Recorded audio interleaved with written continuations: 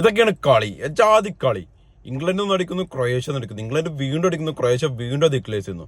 Second ഹാഫിൽ England 2 goal അടിച്ച് കളി പോക്കറ്റിലാക്കിയെങ്കിലും മറ്റേ ക്രൊയേഷ്യൻ ഗോൾകീപ്പറുടെ പെർഫോമൻസ്, ലിവക്കോവിച്ച് യജാതി സേവാച്ചൊക്കെ നടത്തുന്നത് ഒന്നും പറയില്ല. ഔട്ട്സ്റ്റാൻഡിങ് പെർഫോമൻസ് എന്ന് പറയാം. അതേപോലെ ഹാരിക്കെയിന്റെ ബ്രേസ് ഗോള്, മറ്റേ ജൂഡ് ബെല്ലിംഗത്തിന്റെ ഗോള്, റാഷ്ഫോർഡ് സബ്ബറിങ്ങി റാഷ്ഫോർഡ് ഒരു കിണ്ണം കാച്ച് ഗോൾ അടിക്കുന്നു.